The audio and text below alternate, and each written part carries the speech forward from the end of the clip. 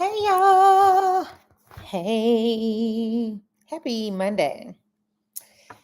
Okay, so we are on day 6 of the Go Live and I don't even know the name of it, but the Go Live in every single day in November challenge, day 6. And I am literally coming in like right at the final hour.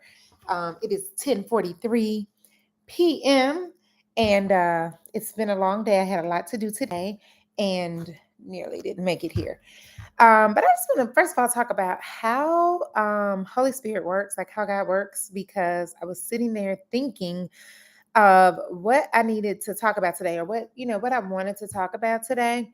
And literally the idea of community and just finding a tribe of people that you really rock with resonated with me. And then I was texting somebody and they were in our conversation. I hadn't shared this with anybody, just in our conversation, they were like, that's the power of community. And those were literally the words that were in my head. So I'm like, all right, I hear you, God. No need to even rack my brain or keep asking you, what am I supposed to talk about? There it is again and again and again. I'm telling you.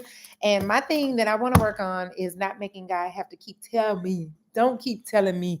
I want to be obedient the first time. So he said, your little hard-headed self, I gave it to you. You didn't listen. This is what I want you to do.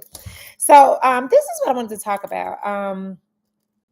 There was a time in my life, and I think I technically still am, even though I don't promote it much. I was an ambassador for a company called Marco Polo.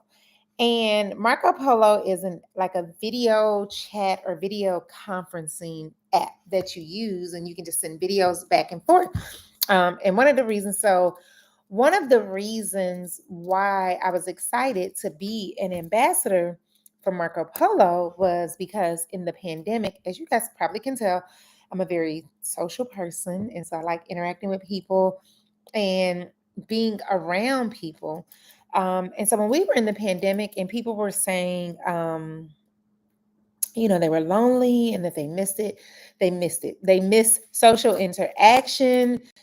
That was not my experience per se. And I know that a large part of that had to do with Marco Polo because I had a group of friends and we would talk to each other every single day, all day long, 4 hours on Marco Polo. And we still do it until this day.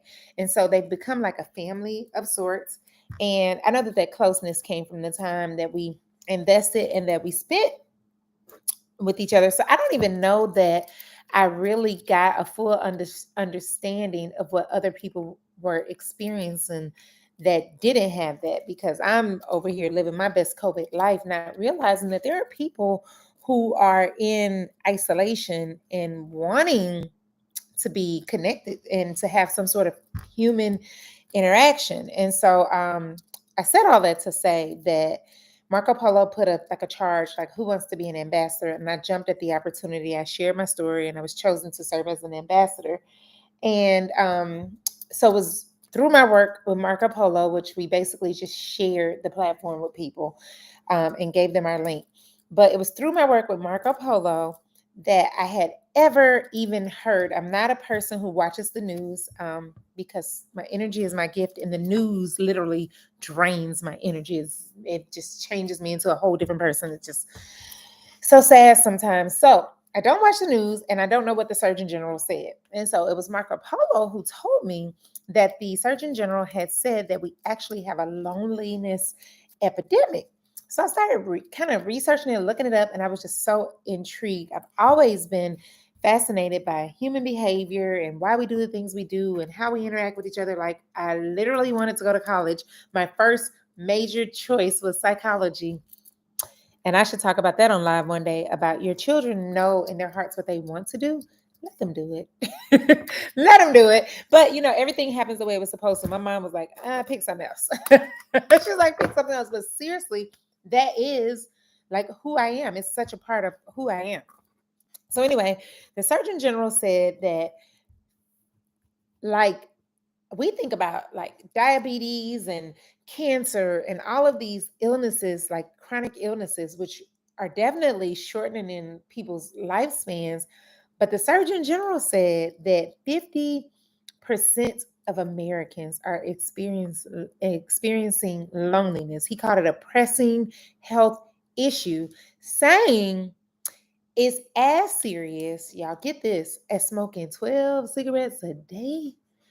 So I was like, what? Say what?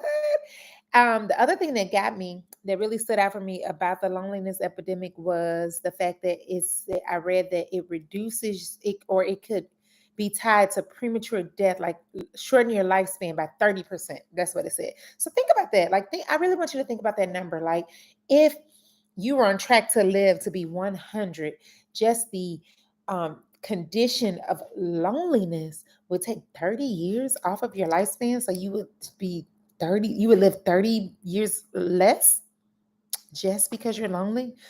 So I thought about it. I'm like, oh, how do we even get here? And I know it has something to do. I think about one of the biggest causes that I know could be is, when we did that whole like separation and then families were different places and we couldn't come together to connect. But I mean, think about it. Even though now we are moving back to normal life, like it seems like things are in full swing, people are still worshiping at home. So like how you used to go to church and worship at church, people aren't doing that anymore.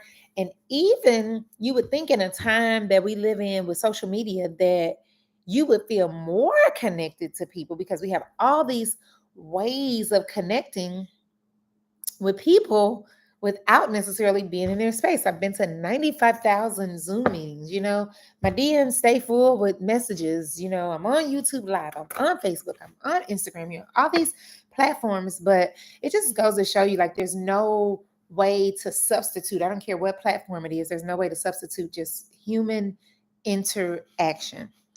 And so this is what I did. The first thing I did was I looked up loneliness because I was like, let me get clear on what it is. So it said like it's a chronic feeling of feeling empty, alone, and unwanted, and in need of social contact. So one thing I know for sure, that one of the major tricks of the enemy is to isolate people and to make them feel alone. So when I read this definition, I'm like, oh, all of this is orchestrated by the enemy. Like, this is the trick of the enemy to make us feel separated, divided, not united, alone, unwanted, all these things. I just think it's a trick of the enemy. So I said, okay, what are some things that we could do? So I have found a whole bunch, but I was like, you know what? I'm just going to share the 3 that I think could be the most impactful. So I would say, I know this seems counterintuitive, but I would say limit your time on social media, as well as swap social media time for time with real people. Because I think what happens, actually, I know what happens is you're on social media and it could give the illusion of connection because you are having these conversations with people, but there's something to be said about being in the same place and hugging somebody's neck. There's no DM that could match that. There's no, YouTube Live that could match that. There's no Facebook group that could match that human interaction. So I think that it is a great gap filler, but it could never replace just plain old human interaction, authentic, genuine connections where you care about me and I care about you. I also want to challenge you to be more proactive in checking on people. I had this conversation with a friend a long time ago, and it's sometimes you are in community with people, especially if you're in a community of high achievers, like the name of the game is really to fight through obstacles, because pausing to say, this was hard or this was challenging, like it can sort of like be a momentum killer when you're around ambitious people. But I also think that there are times when people really need a space to just express how they feel. And where do those people go? Because not everybody can say, yeah, I had a rough morning, but in address it. Like, people sometimes heal through the expression. I think there's a fine line though, because I think sometimes as people, I'm gonna quit saying I think, because I know sometimes as people, We get a reward for telling our story. There's a reward attached sometimes to somebody listening to your story. So I know you have to be careful when you're telling the story that what's the motive behind it. But I just think when we are in community together, especially high achieving, ambitious people, there's not a lot of room for anybody who wants to hear, I didn't feel so great today. And so people need a place sometimes to express how they feel. Now, I tend to be a little more solution oriented. So if someone tells me how they feel, 9 times out of 10, those people who know me in real life know I'm coming with a suggestion shortly after your story. And the way the suggestion is received is going to determine if you really want my help or not. Or did you just want me to hear your story? And if you just wanted me to hear your story, I'm going to do that, but it's not going to be too many more times. So I would say check on people and provide people with a safe space to just express how they're feeling. Even if after the expression, you're offering them some suggestions for actions they can take. All right. And my last and final tip is to become genuinely interested in people. I had the honor of having like a brunch with a colleague of mine a few weeks ago. Somebody that I knew. We talked on the phone several times. We've seen each other in person several times. Um, I've even done a disc analysis on her and got to know her personality. But somehow at this brunch, there were things about her story that she shared about how she grew up that I really developed a genuine interest in her as a person, because as she was telling the story, I was like, this is so interesting and fascinating. Like I told you, I'm so intrigued by people's stories. It's one of my favorite. I should do a podcast where people just tell me their stories because I'm so fascinated by people's stories. My preferred thing to watch on TV is a documentary. Most times it'll be about something, but if it's about a person, that makes me happy. Okay, so I love learning about people and their stories and what led you to where you are. Why do you think the way you think? How did you get here? What are the the experiences behind the actions? I am and just intrigued by it. And so I would encourage you to develop that type of curiosity about people. A lot of times it's easy to share our story and talk to people about us, but work on developing a real curiosity about people and how they got the way they are. Like a lot of the things that we are annoyed or agitated by in a person, there's probably a reason behind it, but we never get to that part because we're so quick to shut people off and create these divisive little groups. And I know that this is all by the design of the enemy. And so I want you to know that God intended for us to be in community with each other. We are simply better together. That's literally the name of my Facebook group, Getting Better Together, because I believe in the power of synergy and people coming together and being much better together than they could ever be apart. And so when I hear things like there's a loneliness epidemic that affects half of the nation, we are in trouble. And I want you to know, but we are empowered to change it. And it starts with us. Okay. So those are my 3 tips. Limit your social media and swap it for genuine, authentic human connections where you get in front of people and do this thing called have real conversations with no phone. Make it a practice to take your phone sometimes and just turn it face down. How about that? And talk to people face to face.